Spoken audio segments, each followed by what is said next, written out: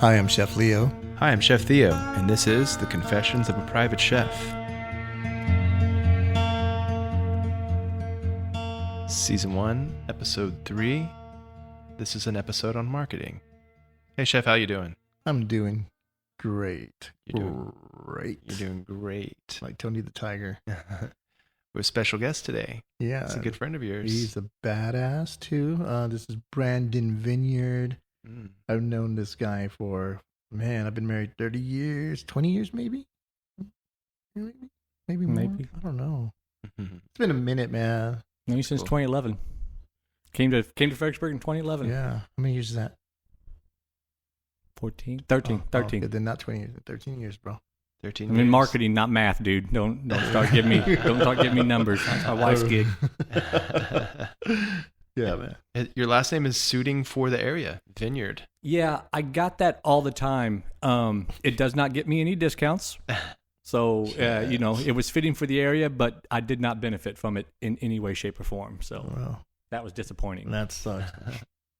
So that's cool, Brandon. So I'm just I've been getting to know you through the day over Cybertrucks and tomahawk steaks. It's been a lot of fun. So give me a quick little, since I don't know you as well as Leo does, give me a quick little kind of like overview of how did you come to Fredericksburg, or what? My elevator pitch. Yeah, man. Born and raised in Southern Illinois. That is God's country. Nowhere near Chicago for you guys listening. We are in the southern tip. I can make it to Nashville before I can make it to Chicago. So Southern Illinois boy, born and raised. Came here in 2011 after graduating college. I was the director of marketing and public relations for the Admiral Nimitz Foundation, National Museum of the Pacific War here in town. And that's actually how I met Leo when he was working for Fisher and Weezer and doing all the photography and stuff like that. So we, of course, met up and worked on different events together throughout the year. And we both like food, we both like drink, we both like bullshitting. And smoking, man. We both and like smoking, yeah. Not some wacky tobacco. Cigars. Yeah, Smoking cigars. Have we ever smoked weed together? I don't think. No. The devil's lettuce. No, we haven't. I guess it was the first time. Yeah, no, we never have. But yeah, I've known this man. I mean, he's like a brother. He's probably my best friend here in the Hill Country. And sadly, I live in Bernie for 2 years now, and try to get over here as much as I can to see him. And hope nobody from Bernie hears this, man. Home. Sadly, Sadly, live in Bernie. That's all my friends are here, man. Like. You, Dan Garrison, John, I got all my buddies are here. So all the I important had people. to move there and start over because I love my family and there was a better opportunity for them and I. So that's good. So talk a little. So we'll talk a little bit about marketing to start. It's a key component in everything, even, being a private chef or owning a restaurant or a food business, or, you're marketing for the Nimitz here in town. It's an essential part in getting the word out and letting people know what you do. Otherwise, if people don't know what you do, you're never going to have any business, right? So how did you stumble into marketing? Did you go to school for that, or is that something that you kind of found after school? Or yeah, I went to school. I originally went to school for mechanic because I was a light wheel mechanic in the National Guard up in Illinois. Decided I didn't want to do that full time. And I was sitting there drinking beers with my National Guard recruiter at one time. Shout out Rob Hamilton. But we were sitting there at his back porch one day, and he said, Brandon, he said, man, I see you in marketing, advertising, like hotel app marketing, things like that. Took a couple marketing classes in junior college, fell in love with it. Went to SIU Carbondale, continued with marketing, loved it. Worked in sports marketing, absolutely loved it. Had an internship there, and that's where I learned probably more than I learned in any of my courses. To be fair, because I'm a hands-on learner. Absolutely, I don't do good sitting and listening to people talk to me. So yeah, I did that, and then landed at the museum because I did World War II living history for 22 years, and that was something me and my brother and my dad did together.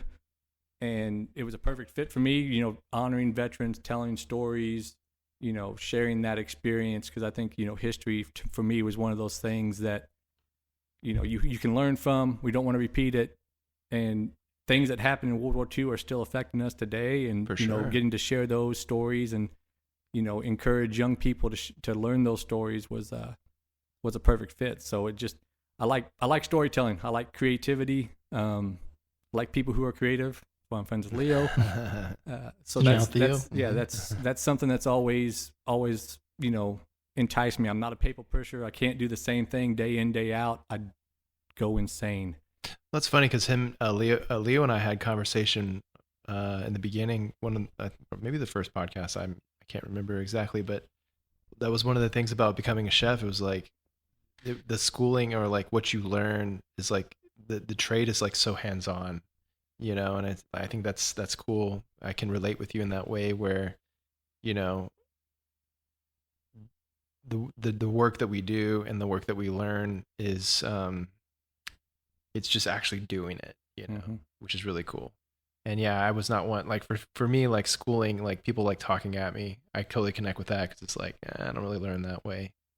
Yeah, and I won't lie. Like I watched Mad Men on AMC. Yeah, and like this isn't the 1950s and 60s in New York City, but like that was one thing that like I always liked was like the wheeling and dealing, the building relationships. And I remember when I first started dating my wife here in town, and like I'd be invited over to someone's house for dinner and drinks, and like or just go out for drinks somewhere, and that was part of my job. And I loved that part of my job. Who wouldn't, man? I loved going out and having a cocktail and just getting to know someone, talking business and entertaining, and that whole aspect of it was really what attracted me to it. And now I do more sales than I do marketing, and it's the same thing. I get to travel around to all these shows and the Craft Brewers Conference in Vegas I just got back from, and again, going out to dinners and drinking and just meeting characters is what I love about marketing. Well, I mean, in marketing, I've always learned, and I was told that marketing always drives sales. It's not the sales team that is making the sales. It's the marketing. Through marketing, you make the sale, and the sales guys just there to close for the most part if the marketing does a good job. And sometimes they do, sometimes they don't, and the salesperson's got to pick up the the weight and do it and close the sale. But for the most part, if the marketing does their job properly, you shouldn't have to work that hard to sell the product or whatever it is the fuck you're selling. You're the main tool in the salesman's toolbox. Yeah, for sure. So, but I mean, what is it that you do now? Because I mean, you went from marketing to, I mean, not a lot, but we've worked together. Also, at the bar, we bartended, and I mean that was a shitload of fun, man. My second job, dude. It was like taking a break from reality, being a bartender for me, because you can explore your creativeness from different aspect, but also you're still using your what you do as a marketing tool there, because we were creating craft cocktails, we were taking pictures, we were posting, we were doing all this shit on our own without anyone telling us what to do, but we were doing it because that's what we love to do. We didn't do it because it was part of the job. It wasn't part of the job. It was just what we do. Yeah, we fell into it naturally. I think we had so many regulars come back to the bar just because of what we did and how we entertained. I mean, we made good cocktails, but like we were also entertaining. We joked. We discussed with them. We learned more about them. It was a whole vibe that I think we brought. I mean, kids are expensive. I started bartending as a second job. I had to pay those bills. Yeah, man. And so I had to do it because we couldn't find anyone to do it. It's like one of those things. It's like you help start a bar with a friend, and then all of a sudden it's like, okay, who are we gonna hire, man? We can't hire anyone to work. The work pool here sucks. Yeah, it still kind of sucks. We can't. It's hard to find people to work. But you help a friend, and then it's like, oh, it's funny because now with the chef, we cook, and it's like, man, we have certain standards. Like, well, I'm not gonna do it if I can't get this much. And back then, it's like, dude, you walk out of there with $100 in tips, man. You're like, oh shit, man, it was a great night, And now it's like, dude, I wouldn't bartend anymore. I'll veer off. I mean, that's Leo called me. I remember when I started bartending, Leo calls me at like 10 a.m. on a like Thursday night or Thursday, and it's like, hey man, like we need a bartender. Would you be interested in like helping with this event? You just get online, get your TABC license. We'll pay for it. And so I took like the afternoon, knocked out that bullshit TABC license thing online, and went down there and helped with this event and just fell into it. And the next thing I know, every Friday and Saturday night for 4.5 years. Dude, what did your wife think? She loved it. She had her tied to herself. She wants me to go back to bartending. Dude, well, you can go work with Carlos and them over at 7064. 40 hours a week, not enough, Brandon. If you want to go back to bartending, take your Fridays and Saturdays, because she enjoyed get the kids to bed at 7. Yeah. She laid down, watched HGTV, did whatever she wanted. She enjoyed that like peaceful time of the kids not annoying her, me not annoying her. Oh, shit. And so, yeah, she never had a problem with it. And I mean, of course, like, Lauren and y'all were like family to us. You guys were always so welcoming. We loved hanging out there. So it made it easy. The money was good.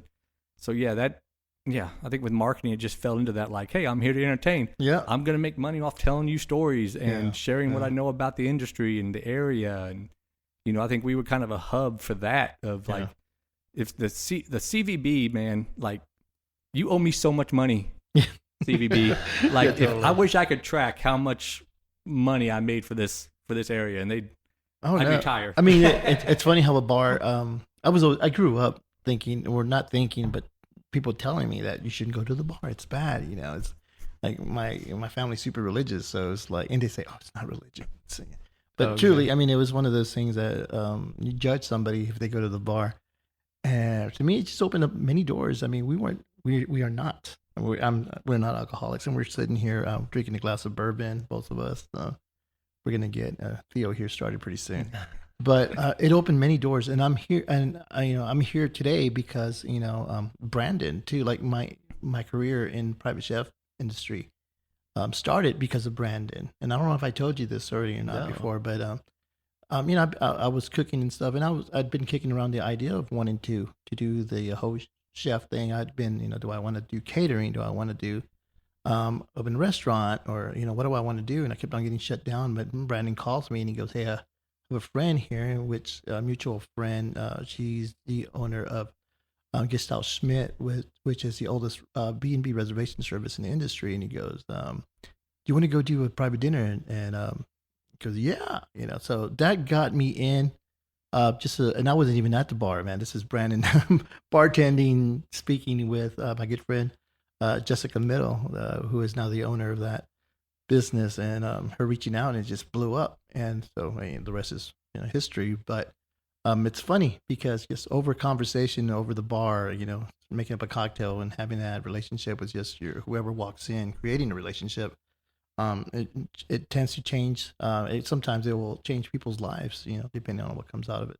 A good drink or a good, conversation. So that was pretty bad. So I owe my career, I'm saying this live to my buddy over here for pushing me into it, just the way I pushed him into going to bartending for me from one day to the next. Grill me a tomahawk and ribeye steak every time I come over, brother, and we are even. Yeah, dude, right? It's a deal, brother. It's a deal. So back to kind of like what you're doing today.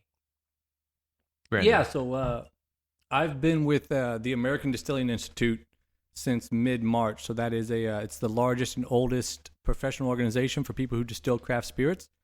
I'm the supplier relations manager for them. So we've got craft distilling members all over the world, and we do webinars. We have our annual conference every year, networking, things like that. And so my job is I handle all the people who create the stills, sell the barrels, sell the packaging equipment, the packaging labels.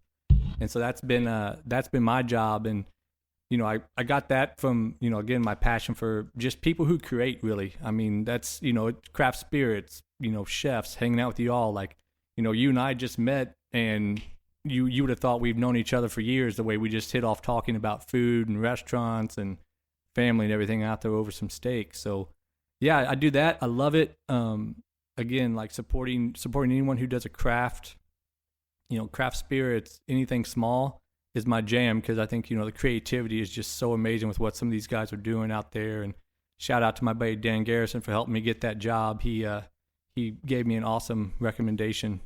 Very cool. To their president. So yeah, I'm loving it, working from home, freeing up time for the family, which is great. So yeah, it's been a change. You got to turn that marketing brain off and move into the sales part of it. But it's still, for me, the relationship building and letting people know I'm there to build this relationship and help them, not only help our craft distillers, but help those suppliers as well. So it all folds into one for me.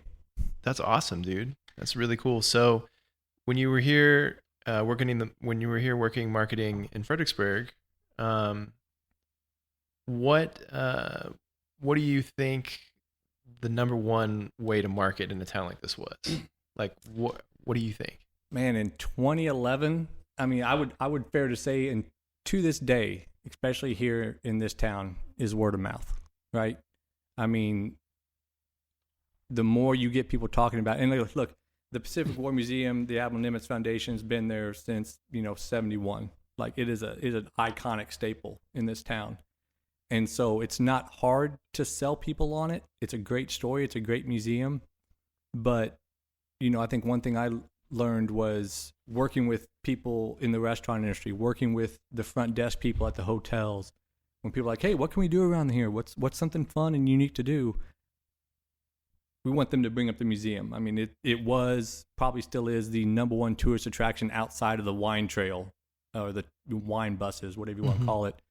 One of the biggest draws for this town. So, I think word of mouth is still where a lot of attention is drawn, and that goes into branding and what your story is. And if people connect with your brand, that's great, because that's what you need. We always just say, like, branding's not your logo. That's the number one thing people think is, I've got to spend thousands of dollars on this logo and this tagline. Oh my God, we're gonna be famous. And that's not what your brand is. Your brand is how people feel about you and your company. So you want people, with the museum, we wanted people leaving going, wow, that was an amazing story told, amazing artifacts. Like, they're doing a great job sharing the history. I'm going to tell everyone I know about this place and what they're doing, and that if they're in the area, they need to come visit it. And so that's, word of mouth, hands down, still, I think, a powerful tool. 100%, especially in a town like this. I really feel like when I came here, coming from a bigger city, we had the word of mouth thing going on there, but especially where I come from, it was a college town where it kind of feels like the internet has kind of changed the way you grab attention, especially with that demographic of people, these college age kids who they're just literally staring at their phone, or they're looking at a computer because they're doing their schoolwork, whatever. So how do you feel like the internet changed marketing? Man, let's talk about the good. I mean, let's talk about the good. How do you think internet changed the marketing for the good? I'll start quoting some Joe Rogan, but let's go. Get fired up. Yeah. No, I think when I got here in 2011, digital marketing was just becoming, like, it truly was still in its infant stage, right?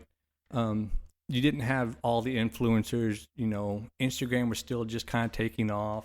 Mm-hmm.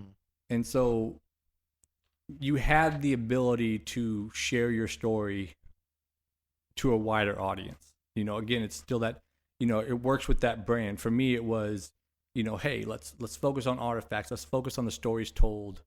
And then that, goes out to people, plugs at the heartstring, because we were a nonprofit. That was my big thing. Got to pull at those heartstrings or at the wallet.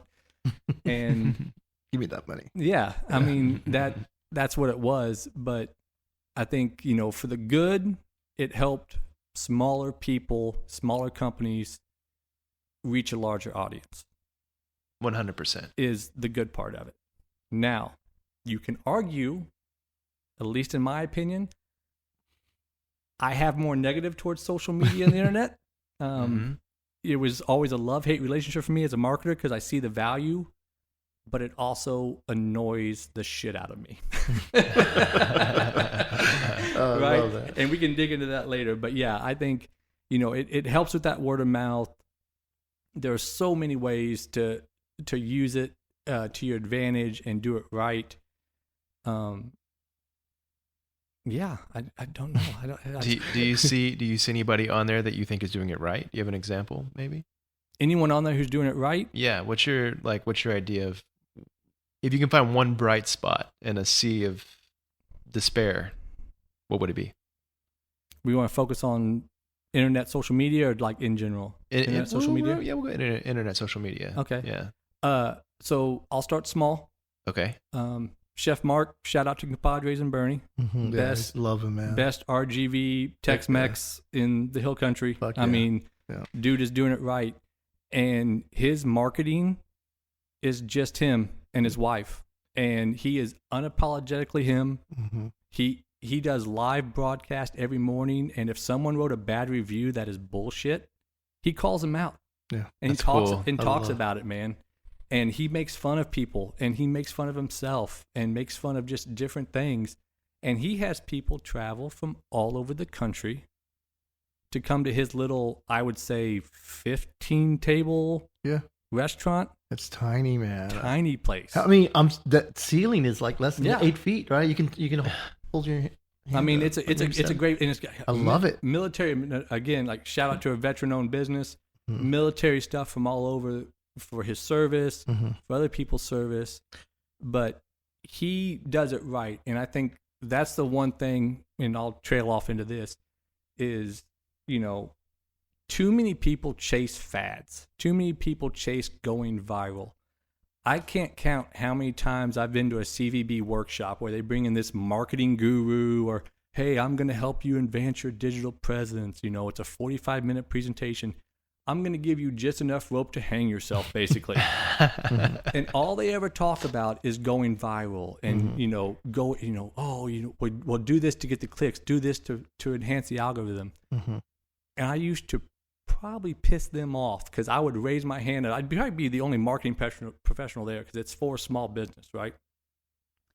And I'd be like, hey, like most of these stores don't have an online presence. So what you're talking about is useless to them Mm-hmm. because you're trying to get them to follow fads and follow trends. And if you don't have an online presence to send them to where they can buy online, what you're saying is gibberish. You don't know your audience when you're talking. So Which- you're always that asshole, man. Right? I was always You're that. still that asshole. You know that on Facebook, rants and rave, man. I love Sometimes I've cooled it down a little bit, dude. But It's okay. I mean, That's what makes you unique, brother. Dude. That's why I love you. Rants and Raves is a crazy page, I know. dude. bullshit and exaggerations just drives me nuts because I think that's one of the biggest problems we have, just in general. Especially in the digital market, Yeah. in the digital, Well- space. We'll stay away from politics. That's the biggest issue. Yeah. I mean, that's one of my biggest negatives of social media is just all Mm-hmm. people just exaggerate and bullshit and just talk. And they can feel they can. And it's talk so for- stupid. Yeah. And they think they can say it without. They you have know, balls online, but you see them at the Yeah. store, it's like, oh, fuck, run away. But that's always my thing is, don't follow that trend. I remember when the Cupid Shuffle or whatever it was Oh, came yeah. out years ago, where like it started out and then people all of a sudden put masks on and they're dancing like idiots. Some people at the museum wanted to do that, and I'm like, absolutely not. Like, It's not no, your audience. No, we're not. Like even I want kids to come and experience a museum, but like we're not jumping up on artifacts and dancing like morons. Like No. no, that's like know your audience, know who you want to connect with, and Have a how little you want to respect, connect. man. I mean, Yeah. shit. Yeah, I was like, oh, we should do that. I'm like, no, Fuck we you, won't. fuck you. We won't be doing. You guys can do it. I'm not recording it, and I'm the only one who can post it. So, I wonder I'm sure it never got to General Hagee, huh? oh, he probably was mentioned in a staff meeting, and he didn't know what. I mean, That was. he trusted me to do the marketing. That's what I loved about working Yeah. for General Hagee, and Yeah. still to this day, don't tell my current boss, but Best- best boss I've worked for Totally, yet man. because Love talking to him. he trusted me to be the professional. Hey, you know Mhm. what you're doing. You say it. I'm fine with it. He might have an opinion every once in a while, and if I made a good argument against it, he was like, "Okay, good to go, good to know." Yeah. I mean, that's So- the thing about, especially being from the military, you want people that are better at you in certain things that, you're not able to. Yeah. Well, I mean, I remember when I first came on talking about digital marketing. When I came in 2011, the museum was doing no digital marketing, right? Like, and their print ads were still like a Billy Bob's used car shop in like Podunk, Texas. Mm-hmm. And my thing was like, okay, hey, we've got to get into digital, Google ads. We've got to start, drumming up digital advertising. One, so we can track it, and two, that's where the audience is. Mm-hmm. And I was like, hey, like I want to redo the website. The website was very text heavy, size 9 font, awful. Need a magnifying glass. Yeah. Mhm. And I said, hey, like, we've got 55,000 square feet of exhibit space. We need to show this more visually appealing online because that's our first impression. And he said, okay, give me a proposal. So went back, worked with Weber Shandwick, international ad agency, worked with what was Giles Parscale at the time in San Antonio for the website, hosted their meetings, got budgets together, presented to General Hagee, and I don't remember the overall cost. It wasn't cheap. But he said, hey, all right, sounds good. Take care of it. I said, hey, give me a year. And he said, you understand if this does not work, the board will run you out of town on a rail. And I said, roger that, let's go. Like that to me was fuel, right? Like, I mean, you always hear like, I love people who don't think I can do something because then I'll throw it in your face. I'll do it politely at the end because I'm a gentleman. But hey, you're gonna know. No, man. Yeah. I've known Brandon, man. He whips his dick out and slaps you across the face, man. If you make a point. This is how Brandon is. I give you the middle finger without giving you the middle finger.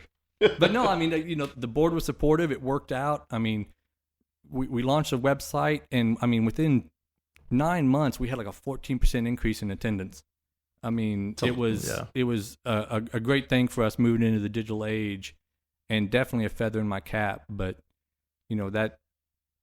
that's what it all started. So, what I'm also hearing too is there's this disillusioned reality that is social media, but then there's actually like some meat and some merit to a really great website. What are your thoughts on that? Yeah, I mean, that's you can't have a digital ad, you can't have a digital presence without having some place for people to go, right? For sure. I mean, for you guys, like you want to send people to a booking page, right? That's, for sure. If you send them to a booking page that doesn't have good imagery of some food or a cocktail or something, Totally, then man, totally. What's the point? What's the call to action? Yeah, that's It's like, oh, hey, come and fill out my quick Google contact form, and we're not going to have anything here, but hey, trust us. Yeah, you gotta have that visual presence on that landing page. And a good call to action to get people to take the action. And they see your picture of the food you make. Yeah. Hey, reserve your spot now. They click reserve. Totally. You want that imagery to pop up again. It's like, oh damn, this shit looks good. Yeah. I want him to cook for me. And now that you say that, it's like I always ask my customers whenever they book me, or how did you hear about me, or what made you book, and almost like 90% of my clients, like, you know what, your website sold us.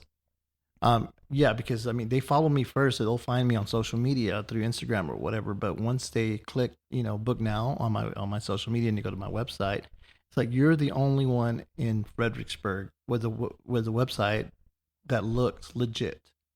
And it's like, yeah, I mean, I'm the same way. Whenever I'm looking to book a place, if I'm traveling, wherever I'm going, it's got to look legit. And then of course I do my reviews to make sure that the reviews are good and it's legit. But the website, I mean, like you said, call to action, and then you got to capitalize on that call to action and close the sale, man. And it's like, you have to have a good presence, So yeah, website, totally, man. I mean, it's all imagery, man. Like, it's all image based. You got to have a good image. You got to have, it's got to be attractive nowadays. The attention span, like 3 seconds. People have to see something like an average of 7 times before they recall it.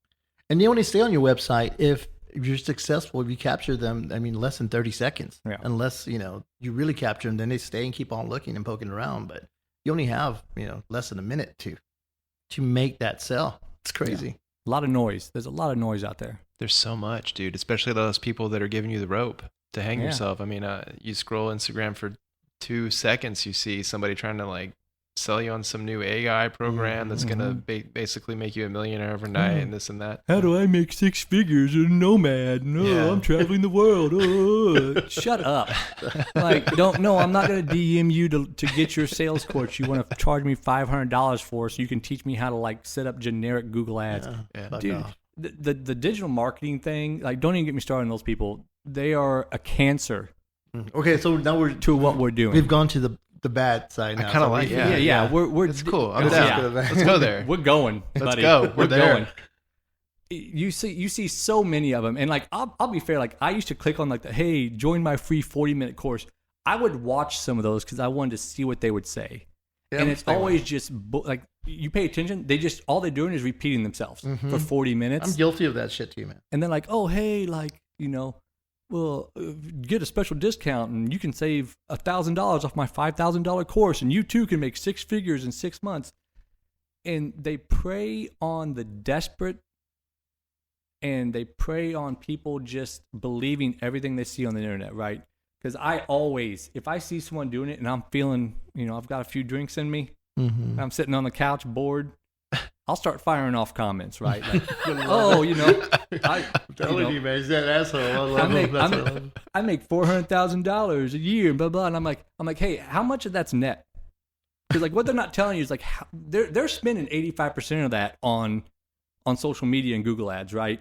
Like, oh, I'm traveling, I'm doing this. Yeah, it's not what it seems. You rented that boat for 2 hours. You got your picture on the private plane. Never took off. It's all noise. Right. It's all noise. And I love when they get called out. I love when they get called out. The mom that was crying making the cake for herself so her kids can feel happy, singing her happy birthday. And the ex-husband gets on there. He's like, yeah, no, she's a psycho. She did this. I have full custody of the kids. Oh my God. And it was like, thank you. Yeah. I'm so glad people are starting to call out just all the absolute noise that is in social media. And, for me, that goes back. We'll hit a positive, right? All of a sudden. We'll make this a good sandwich. Be authentic. Be yourself. I mean, if you're listening to this and you're wanting to do something, just be yourself. Don't chase the noise. Don't chase the viral trend. That's the one thing I hate is you'll see the same skit 20 times over with a different person. Mm-hmm. Same music, same camera angles, all that noise just to get the views and the clicks from what they're doing. And so, I mean, I never click on anything, but like it's so annoying. It's just like, okay, cool. I've seen this 15 times. Why?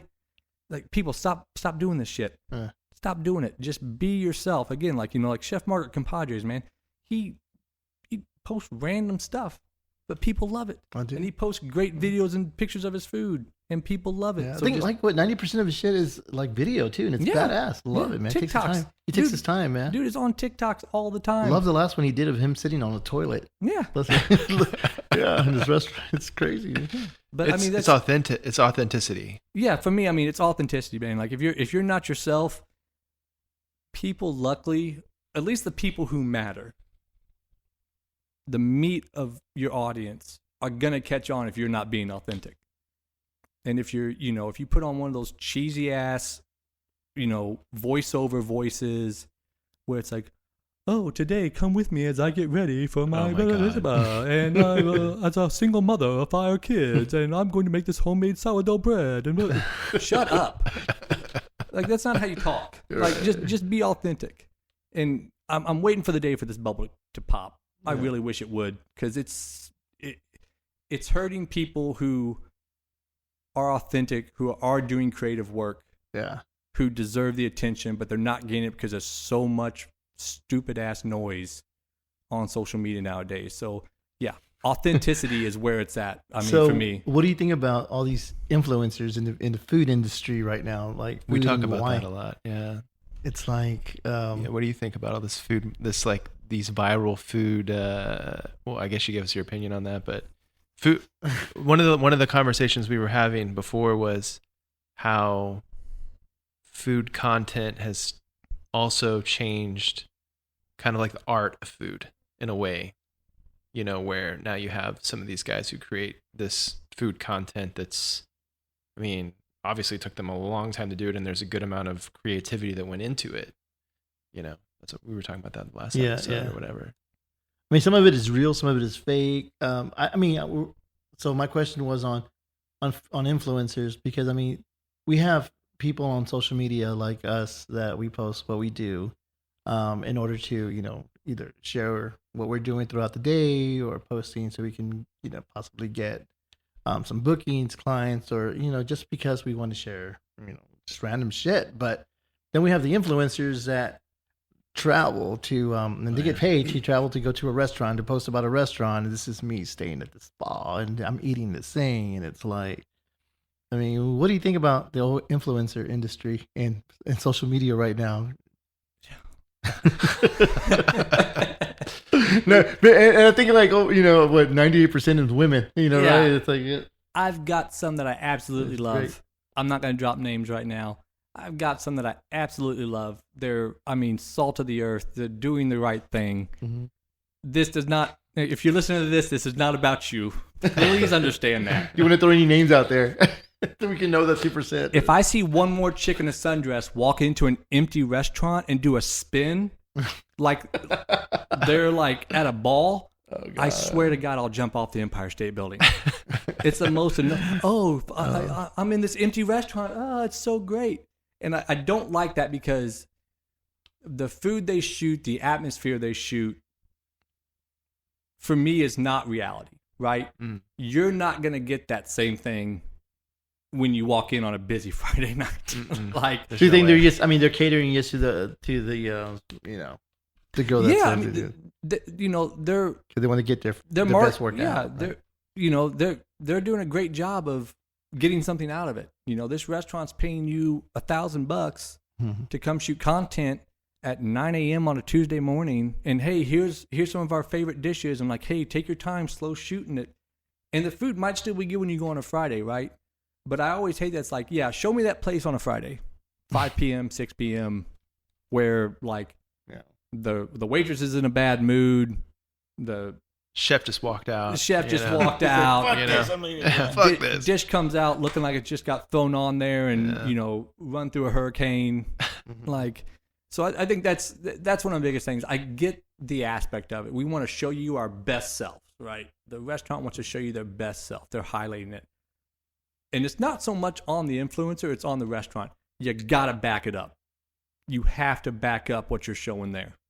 And I just wish that some of them would follow up like, you know, yeah, go in there on a busy day and shoot at your table with a restaurant full of people around you, and Not gonna happen. and do it that way, Yeah. right? We had an episode where we talk about food photography and stuff, and the stuff we do in this street to promote our work. You know, and there are people that don't even use real Mhm. images. You know, use stock images and stuff like that. So it's like it's hard to. So when you expect the same thing that you know that you shoot. So if I see something that influencer posted, like you said, and I go into a restaurant, at any time I expect to get the same service, the same thing, the same, you know.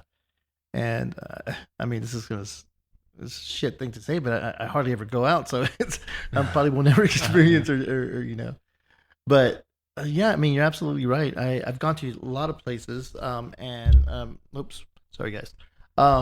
The one place I do go to a lot on in town is Vaudeville, and when I do go to it, it's always the same thing all the time. They're pretty good about what they produce. But yeah, I mean, I'm just curious to how, you know, influencers really, you know, I know they help the industry a lot. I've got a friend of mine in San Antonio. She's one of the best influencers in the industry, and it's helped a lot of businesses grow. And those businesses, but I love the way she captures it during their busy time. You know, Mhm. they're there. It's not like it's not closed off. You know, so you know that if I go, I feel like if I go there, I'm going to get the same, you know, treatment. So those are little things that help out when, as an influencer, you do things like that. You know. Yeah, and I mean, look, if you're a small restaurant or a small business, you can gain a lot from working with an influencer, right? I mean, they do provide a service. The good ones provide a service. My one thing would be do your homework. I mean, don't just see someone once and reach out automatically. Do your homework. Look through their feed. Kind of see what other people are saying about them. See what kind of partnerships they've had. See what restaurants they've worked with. You know, they might be just working with some just noise, and that's not going to be what you want. I mean, you know, we talk about the noise of social media, and just I don't like how fake it's become. Mm-hmm. I remember when Instagram first came out, and Instagram was all about like in the moment. Hey, I'm taking this picture in the moment. I'm shooting this video in the moment. I'm at this great restaurant in the moment. Check it out. And now it's you have people who literally have video and editing crews Mm-hmm. editing their content and then posting it 1 or 2 weeks later.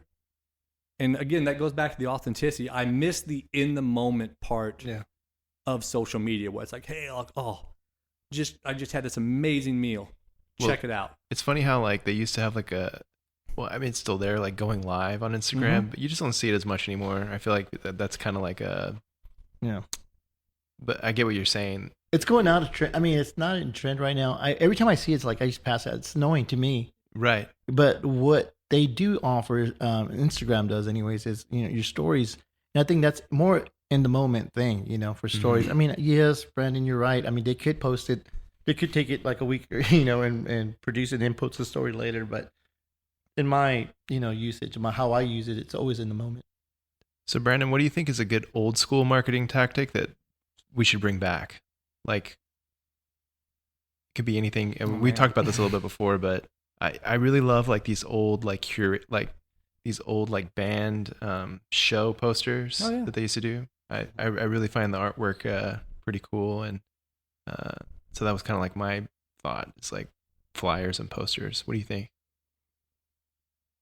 That's a tough one. I mean, it's always hard because like what can we bring back that would be useful, right? And or is it all, now that the internet's here, is it all like, does it all need to be that, Dude, I hate to say it. I mean, I think anyone has to have a good like print digital marriage. Like everything can't be digital. Throw some print in there for people who still like magazines. I mean, I grew up in the newspaper world. My mom worked in the newspaper for 30 plus years. I watched it die in my small town. People are out there producing magazines. In 5 or 10 years, are they going to still be around in a heavy aspect? I don't know. So what would I like to see back? I like a good ad, man. I like a good print ad. I love, I miss the pitches of doing what that storytelling is. And, when I worked with Weber Shandwick, we did spreads that were 4 different ads, and they all told a different story, but they had the same theme, right? And so it was like the husband drop zone, which got me in a lot of trouble with the Texas Historical Commission because people thought it was sexist. Boo. I threw that back in their face. Suck it, lady from Austin. But we focus on the husband drop zone, being a place to drop your husband when you wanted to come to Main Street and shop. Nothing wrong with that. Hey, look, it's not sexist, people. That's who the majority of our audience is husbands whose wives are shopping and they don't want to sit out in 110-degree heat on a bench in Fredericksburg. Send them to 55,000 square feet of AC. Yeah. That was the whole point. Yeah, man.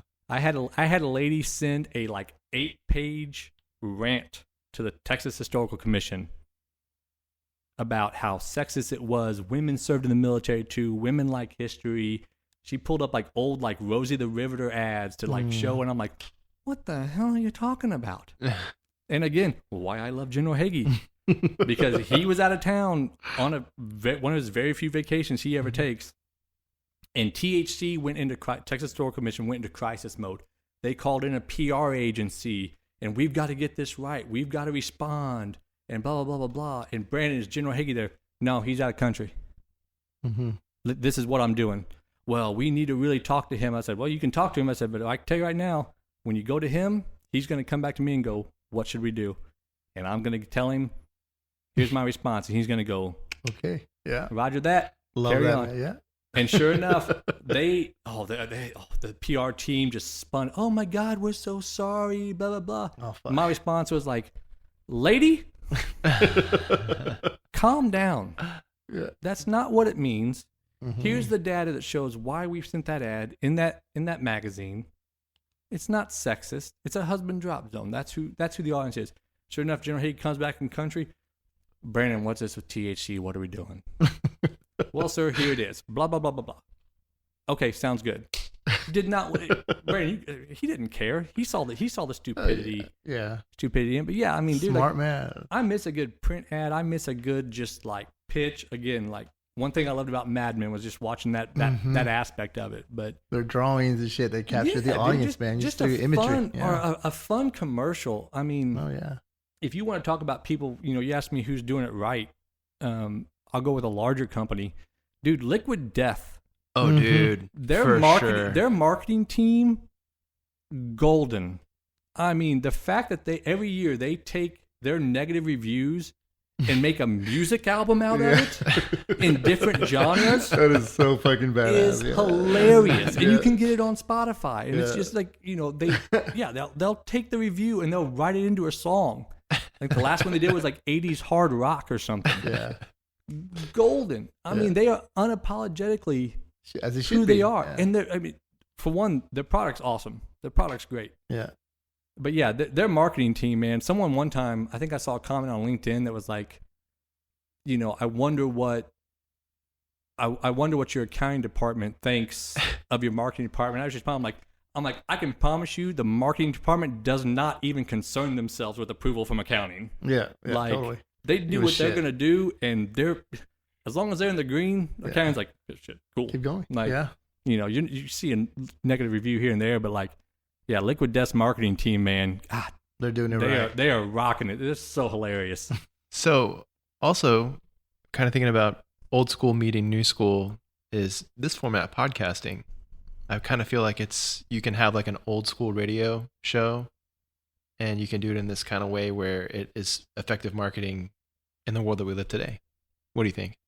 No, I agree. I think podcasts are awesome. I think they're easy to start, right? And as long as you're sorry, let me wait for my microphone quick, fixing this pillow. Got that tomahawk steak and some whiskey in me, man. I'm ready for a nap. There's the couch. But I think you have yes, podcasts are awesome. As long as your content and the body of your podcast is interesting, right? And again, authenticity for me on a podcast has to be there. If you're not authentically you, people are going to pick up on it and be like, yeah, they're not going to listen. I've already heard this. It's not keeping my attention, So yeah, I think authenticity in podcast, having conversations, when you look at the ones that are successful, that's what they do. It's, like here, I mean, you guys, we've got our talking notes, but Jesus, we spent the majority of the time just riffing on stories, which is great. And I think it makes a great podcast and it's fun to talk to. So yeah. I think podcasts are a great thing to do as long as you can have the content and the ability to carry it on. We don't want to see someone put money into a podcast and only get 6 episodes in and be like, I don't have anything else to say. I'm done. Think end of season. Yeah, think it out before you do it. And again, like there's a lot of noise out there in podcasts. There's a lot of influencers and husband and wife couples who just feed you BS constantly. You got to rise above it, and the only way you're going to rise above it is being authentically awesome. Yes. And authentically self, and be true. Praise the Lord. And be real.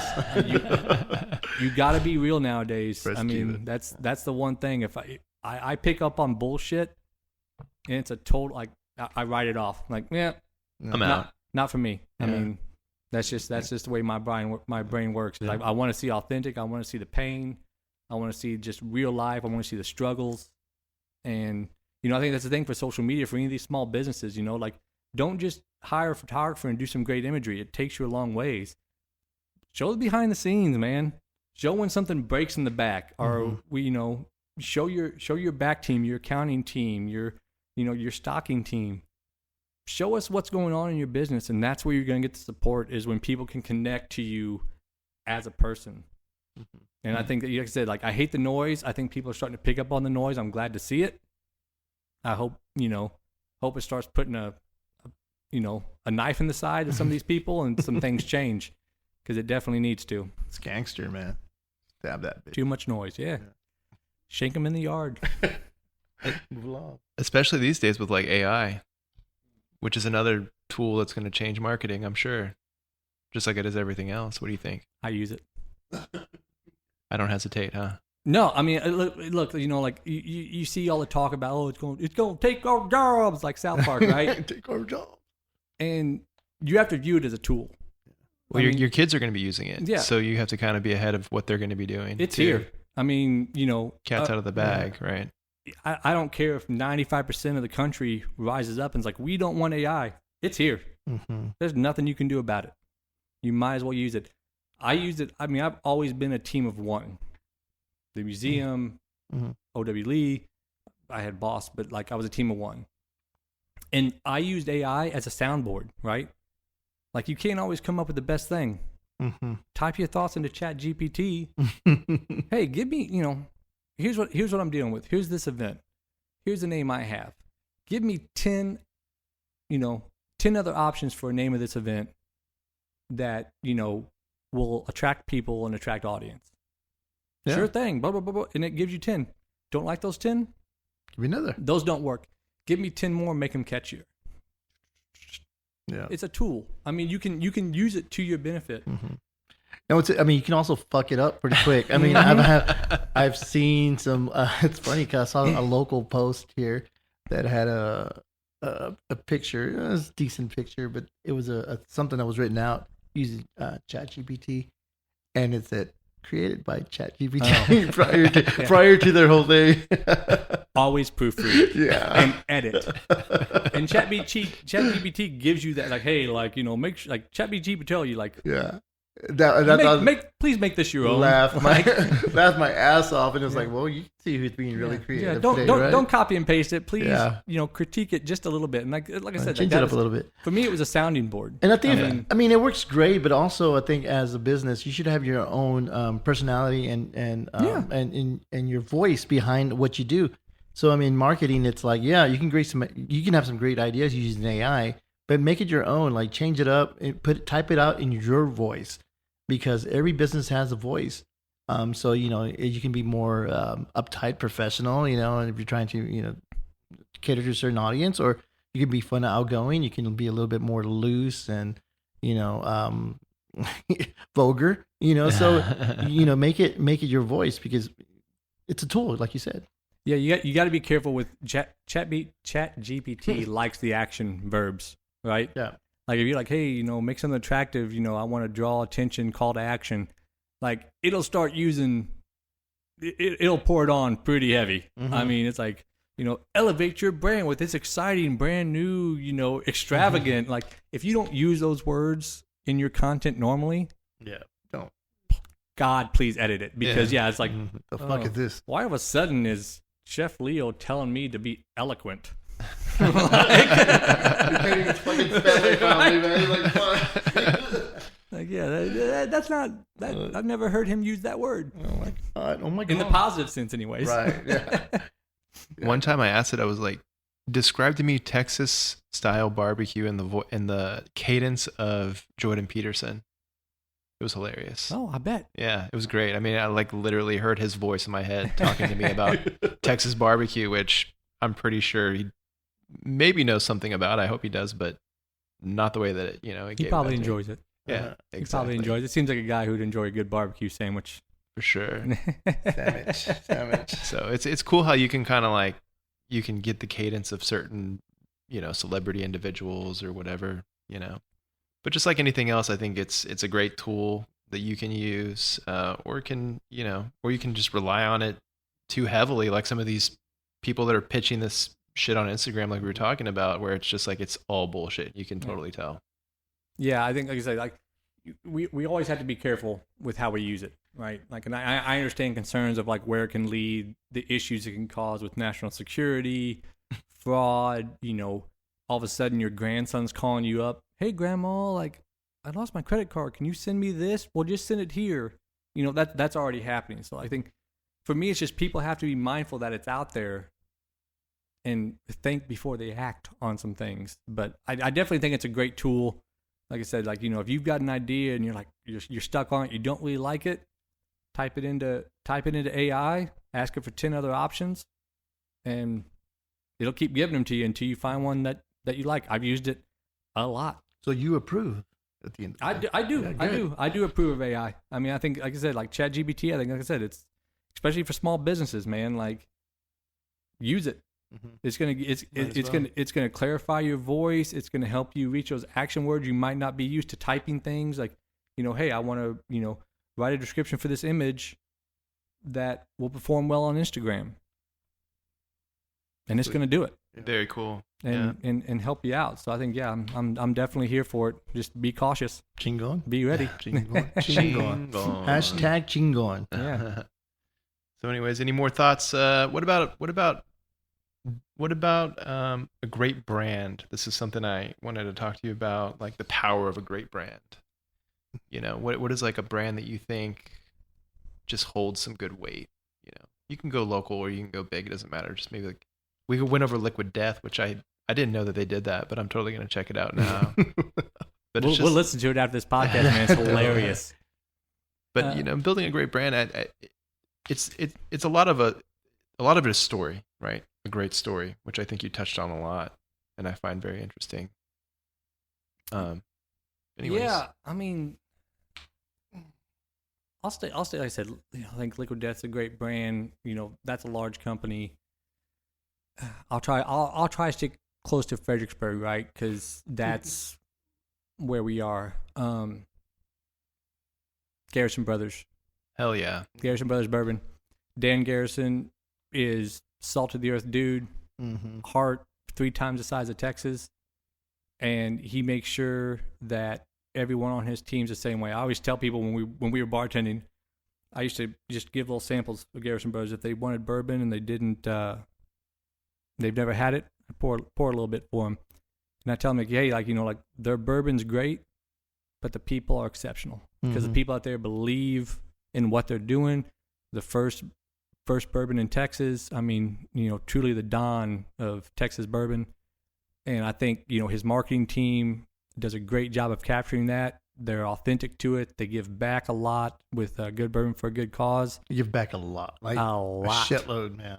I mean, what they've raised with red, white, and bourbon, they've raised almost, I'd say probably at this point, well over $200,000 for the foundation in 5 years from one event a year. It's a lot of free money, man. I mean, so I think they do a great job.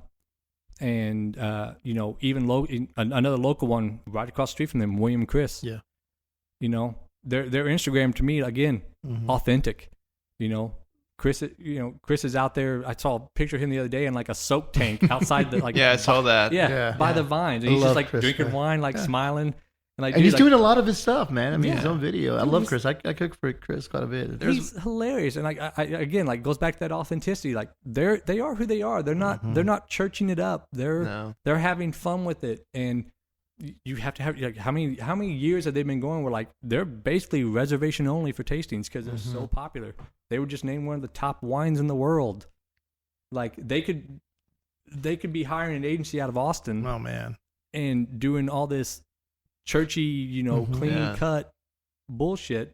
Yeah. But no, instead you got Chris in a soak tank out by the vines at sunset, drinking wine. Oh man, backwards hat, just chilling. I mean, that guy knows in true Chris fashion. Like I've done a couple dinners for Chris. It's funny because he gets his team together and takes them out to his cabin, and I'll go and cook somebody. The last time I went and cooked for Chris, I think he brought over like, I don't know, man, 10, 12, 14 bottles of rosé, covered them all up in aluminum foil. And we had this little rosé tasting prior. And the thing was, and this is what I love about Chris. It's like, we're going to have them all, we're going to drink them all. And then we're going to discuss about price point, what you think price, location, where it came from, who makes it. And then we'll see how close we can get.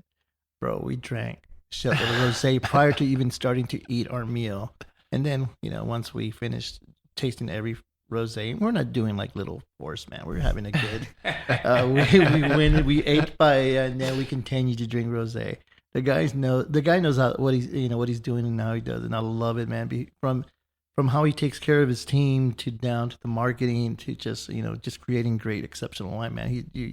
That's great. Of course, Dan is a badass. Just both are unapologetically themselves. Yeah. I mean, I've seen Dan make some toast that made me kind of go, huh? Yeah. In front of people with influence, with money. Yeah. And Dan is just Dan. And if you Love try it, to get man. anything else out of him, he's going to tell you to cough. Yeah, totally, man. And he and I, we've been friends since 2018 when we did Red, White, and Bourbon. And that's why I love him, man. I love authenticity. I love true people. Yeah. I don't want to cut the bullshit. And what I love about Dan is like he'll never turn you down. Like if you invite him somewhere, he's like, "Oh man, I'll be there." Yeah. we just had a crawfish boil last year, right? And Yeah. over, and we had a Dan over All the way over in Bernie. Yeah, Dude. it's funny, man. I mean, you made Brandon. He showed Brandon up 2 hours late, but he was yeah, there. yeah, with bags of bourbon, man. We didn't give a shit, man. He brought the bourbon, but it was like, that's how he is, badass. Yeah, he'll give you the shirt off his back. I mean, like I For said, sure. like authenticity is my thing, man. Quantity over quality, or quality over quantity. Sorry, Bleh. Reverse that. Quality over quantity for me. I don't know. We're hitting that bourbon good, brother. Yeah, I don't need 80,000 friends. Give me 5 or 10 good ones. Have a good time. Just be ourselves. Relax. yeah. That's what I'm here for, and that's why, I'm happy to promote brands like Leo doing the private chef thing's awesome. I've always been a huge fan of his. True Renaissance man. Paintings, drawings, He photography. built this place that Yeah, we're sitting built- in, like, yeah. the studio, True which is Renaissance amazing. man. It's man. it's awesome. So I try to pay it back to him whenever I can. I mean, I came over here one day to do he did my headshot for my new job. Came over here one day and did my headshot against this wall right here. And Mhm. I brought my 7-year-old with me, who is very creative, loves art and Love her, everything. man. So She's badass.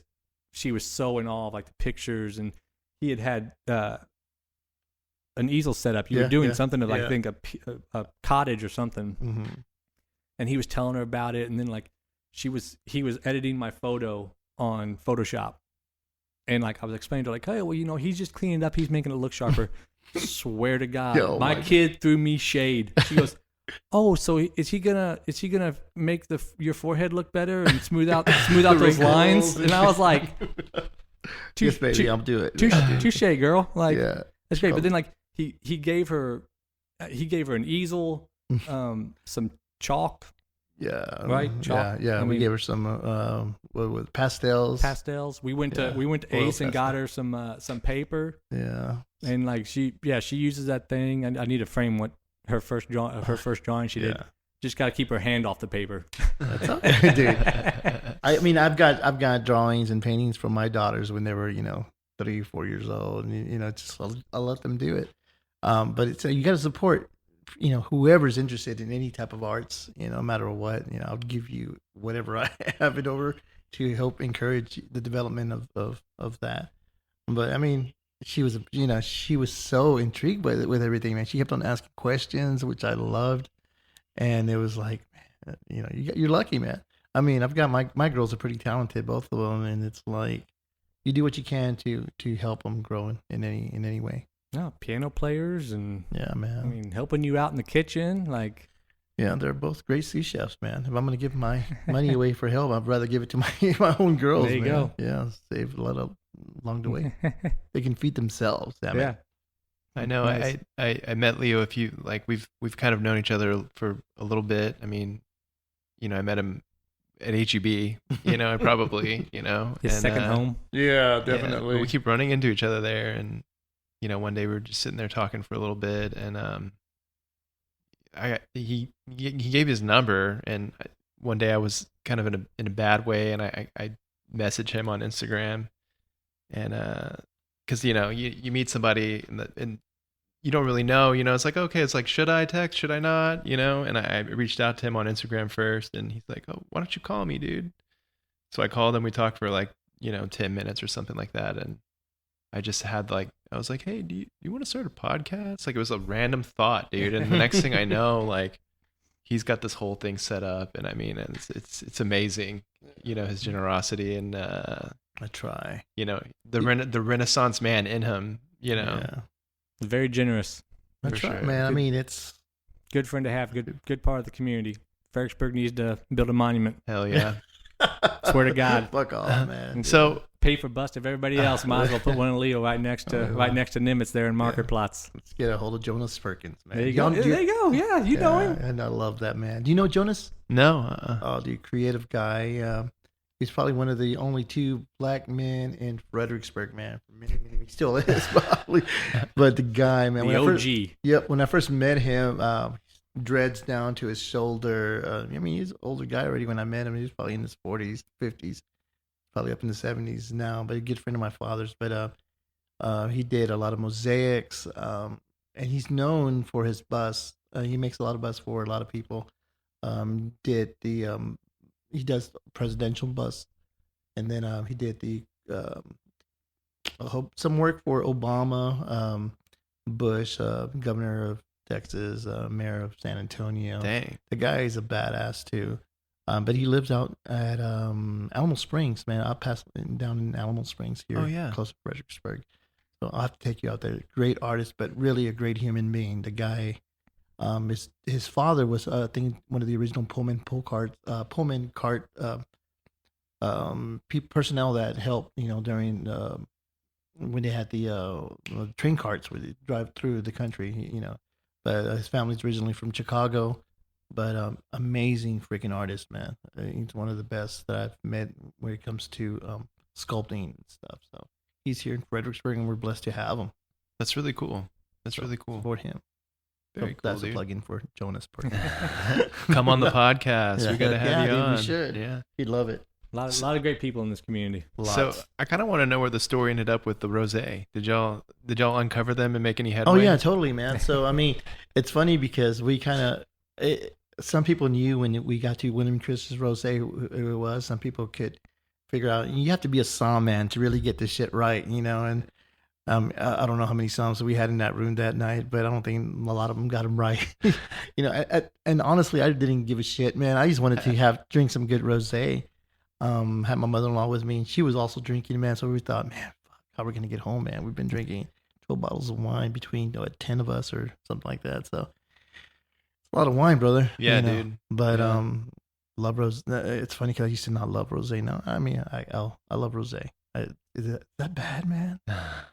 Mexican, To each their own, dude. kinda I'm not gonna throw shade. To each their own. all right, man. 'Cause, I I won't- mean, I won't- I'm a bourbon guy. Don't get me wrong, Well, man. as long as I you're love not- bourbon. As long as you're not twirling around in an empty restaurant with a bottle, I think. What we're I good. am not is a White Claw guy, man. There So you I go.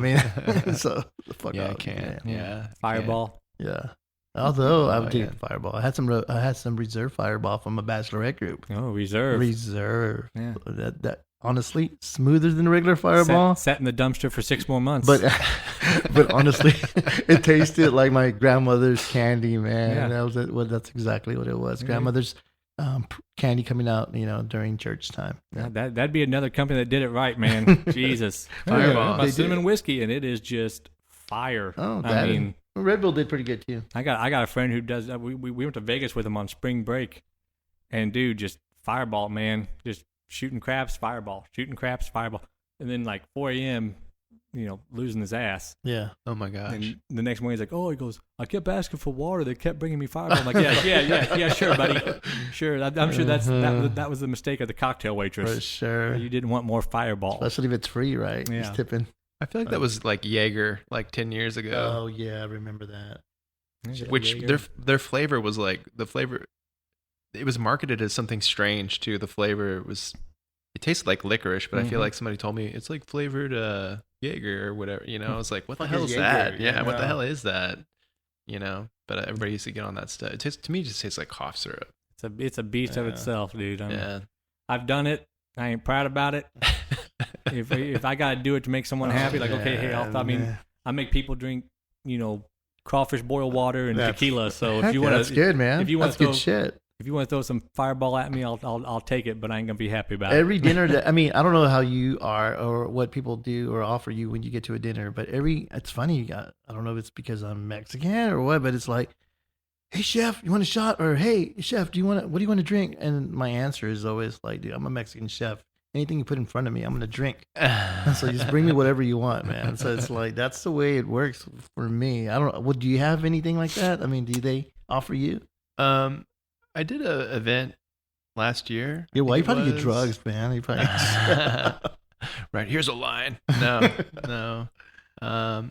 No, last year we did an event and it was sponsored by Lalo Tequila. Yeah. And the Lalo Tequila guy took a liking to me, so he just the whole night. Bringing it, yeah. I'm like, sure. Yeah. Some good stuff, man. Yeah. Very good stuff. I'm not gonna say no. He's like, shot, chef. And I was like, oh, you want a piece of beef or whatever, Yeah, and he just kept coming back. But I love it. anyways, so let's talk about the recipe of the week. What do you Oh, think? Man. We're doing fried anything. Fried anything. Fried anything. It's almost like some of this marketing is just wrapped on a stick and fried in bullshit. It's kind of what we Mhm. riffed on today. Yeah, But which is fine. That's a good connection, man. You dip anything in batter and fry it. Yeah, to get it out there. And, I mean, I, for one, will take a bite of it. but in the center of it, it's just poor, helpless meat. Yeah, it's diabetes waiting to yeah. happen for the most part. But Which you have, by the I way. have. But regardless, no, we're gonna do something fried. You got any ideas? Shit, man.